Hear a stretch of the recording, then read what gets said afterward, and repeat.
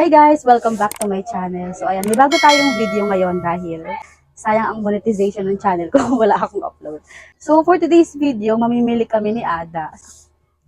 Kasama ko siya kasi siya yung magvi-video sa akin habang namimili kami. Magte-testing kami sa halagang 500 pesos kung ano yung mga mabibili namin. Sa 500 pesos. Ang redundant. So ayun, let's go! So ayun guys, naglalakad lang kami kasi sobrang lapit lang talaga sa amin. Like, mga 5 dasal lang andun ka na. So, si Ada, naglalakad siya ng paatras ngayon. Kung imagine niyo na lang itsura niya. So, malapit na kami sa Dali.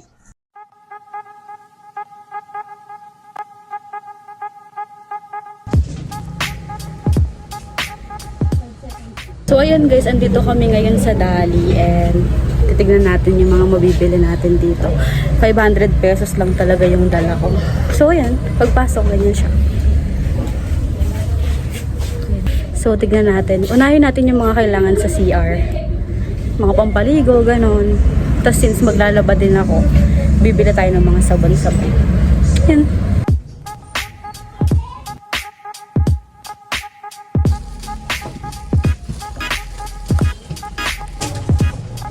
Baka po,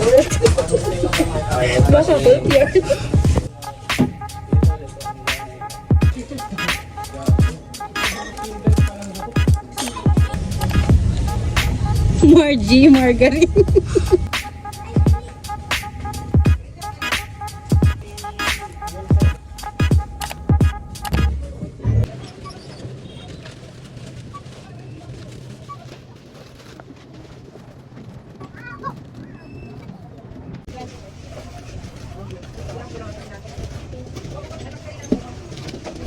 So ayun guys, first time namin mamili dito sa Dali.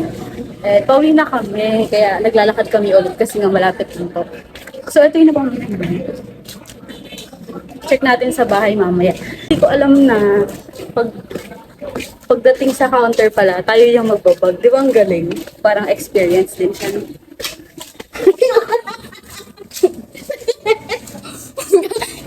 Video ko na.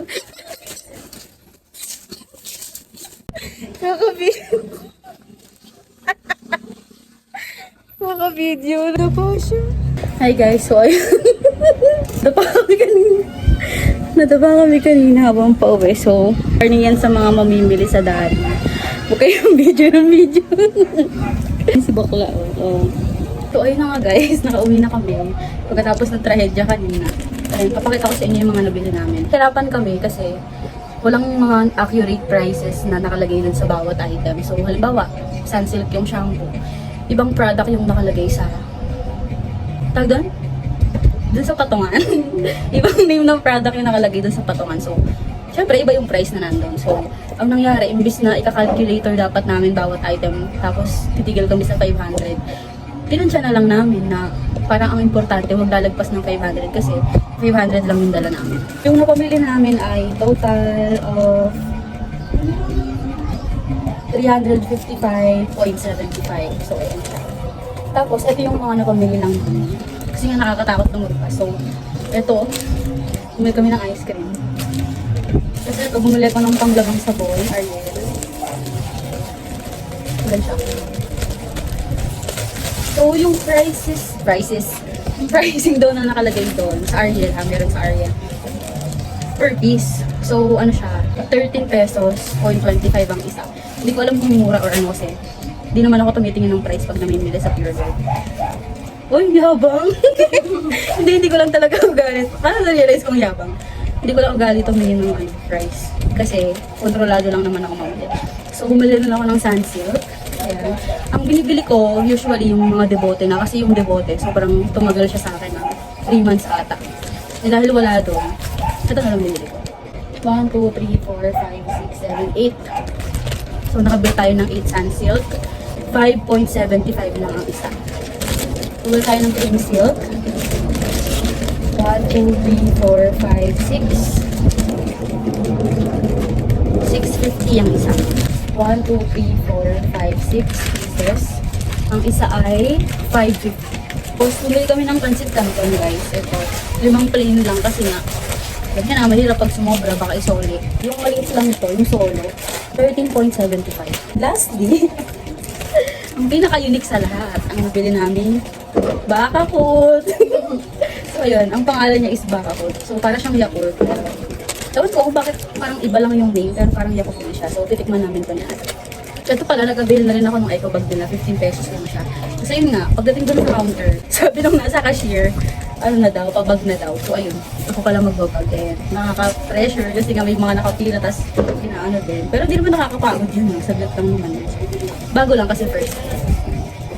So, ayun guys, titikman natin yung Bakakut. Kung kalasa lang siya ng Yakult. Mahirap niyang buksan. Pagod na ako. Ano pa? Nabuksan mo na? Ito niyo mabuksan. Okay na yun sa'yo? Ayan, so may unting butas na siya. Cheers, eh! Cheers! Ayan.